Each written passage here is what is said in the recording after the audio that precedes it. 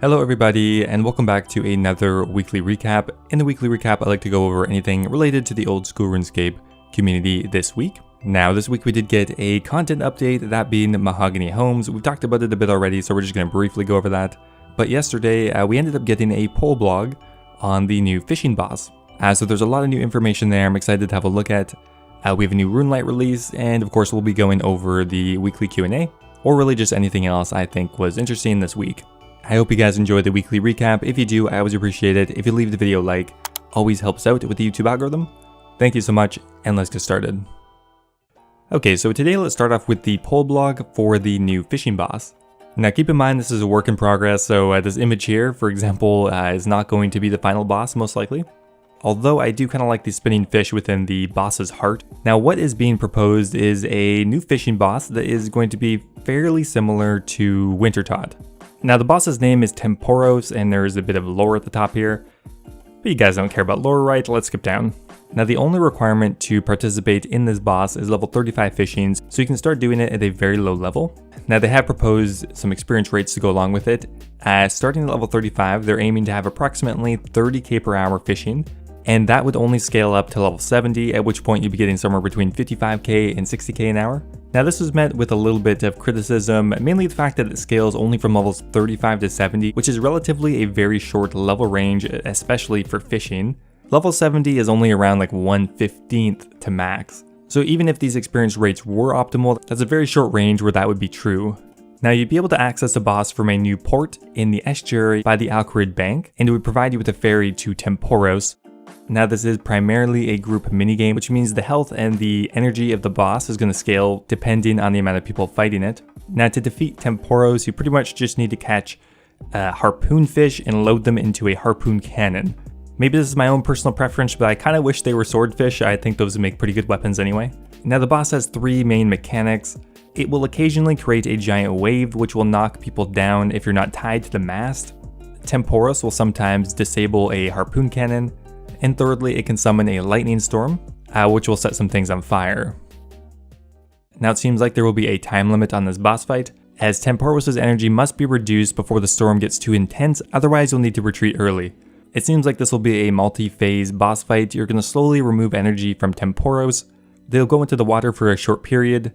During that time you can permanently remove the spirit fish, which is the thing that's actually energizing Tempoross. It'll pop back up and needs to repeat that until the boss is defeated. Now as with any boss, there will be rewards. There is the salvage crate, which is just going to contain a bunch of different fish. Just a straight up resource reward.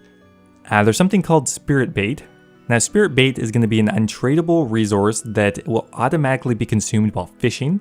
And currently it will give you a 50% chance of catching an extra fish for no extra experience. Now that will stack with the Rada's Blessing, which already gives you an 8% chance, which means you'll have close to a 60% chance of getting two fish at once. And getting this reward will be very common.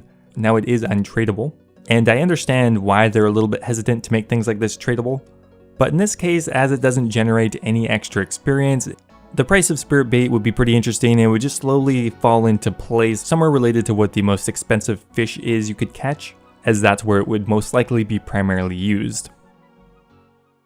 Okay, so next up here we have the fish barrel.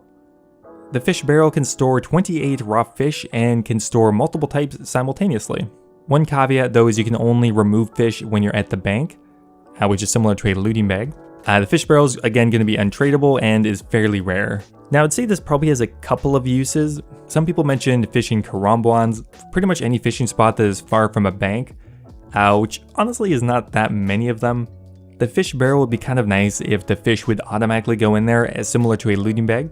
That would give you a little bit more AFK time potentially, even if the bank was really close.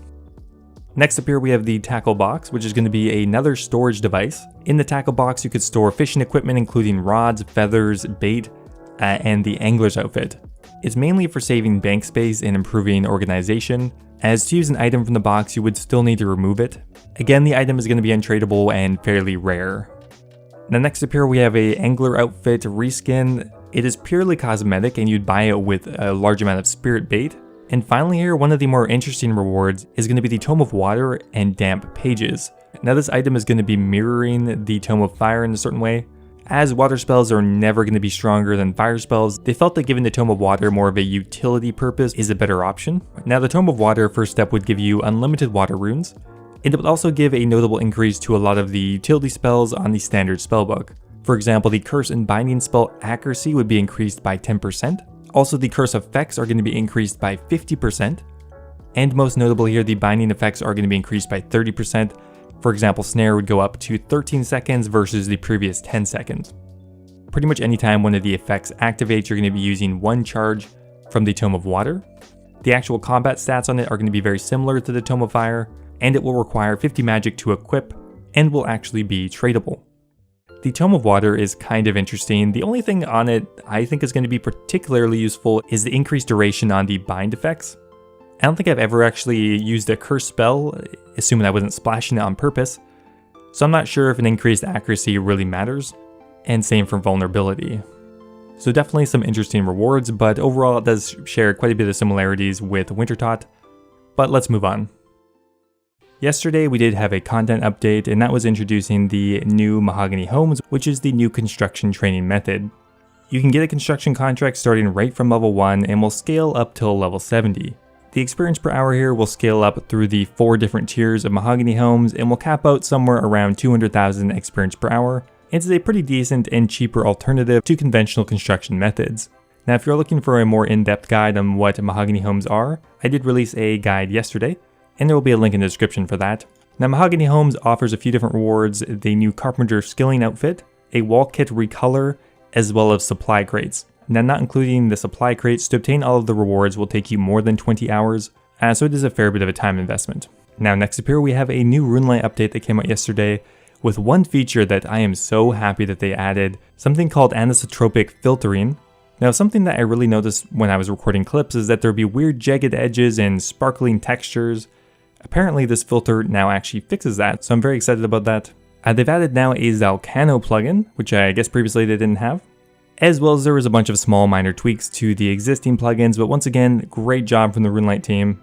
There will be a link in the description to read the entire blog post because there are quite a few changes. And finally here, just a few minutes ago I listened to the new Q&A, and there were a lot of really interesting topics they discussed. Now first up here, both of the questions for the new Porcine of Interest quest passed a poll. So that is good, we will be getting a new quest eventually. The Gillinor Gazette for August is currently going to get postponed till September. However, there will also be a September one as well, so we're going to get 2 of them next month.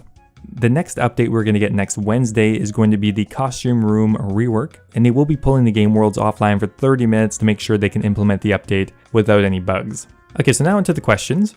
Now the first question here is, why was the turnaround time for Mahogany Homes so quick, and do you feel like the updates in the future could be rushed with this precedent? Well, actually, the time that the Mahogany Homes update was given was very standard. The reason it may have appeared rushed is because the blog was actually somewhat delayed, but the time spent on the project was pretty similar to other ones.